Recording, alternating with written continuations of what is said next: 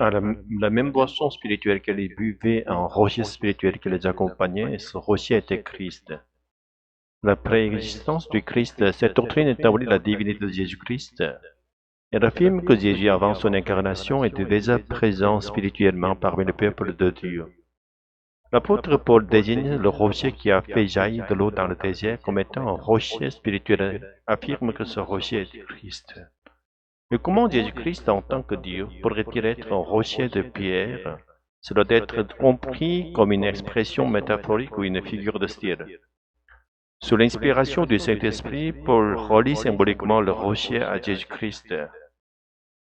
Une métaphore lie deux réalités apparemment sans rapport. Si la métaphore est novatrice, elle devient une métaphore créative. Paul, sous l'inspiration du Saint-Esprit, introduit cette métaphore créative.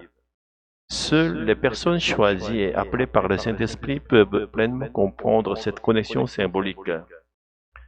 Bien que ce rocher Christ ait suivi les Israélites dans le désert et leur ait fourni de l'eau vive, il existe une différence fondamentale avec le peuple du Nouveau Testament. Les Israélites avaient reçu le baptême dans Moïse, s'identifiant à lui. En revanche, nous, peuple du Nouveau Testament, recevons un baptême qui nous unit à Jésus-Christ.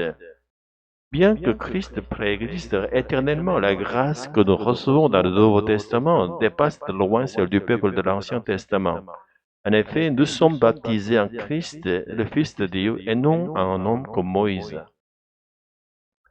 La possibilité de l'apostasie.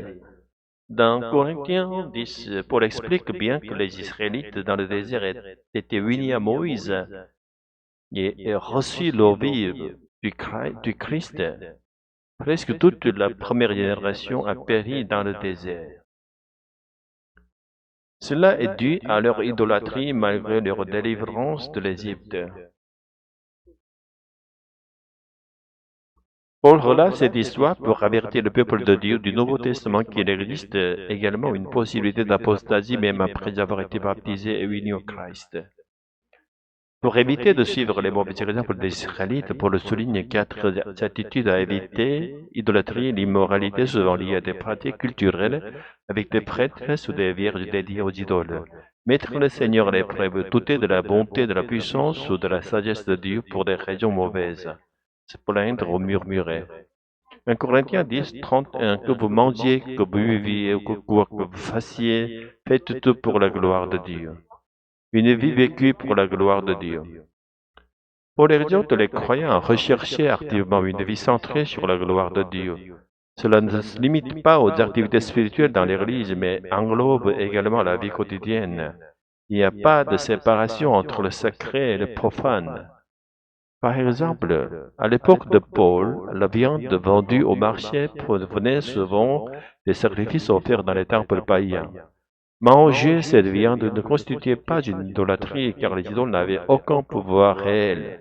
Cependant, si une personne associait cette viande à un acte idolâtre, il fallait éviter de la manger par considération pour la conscience de cette personne.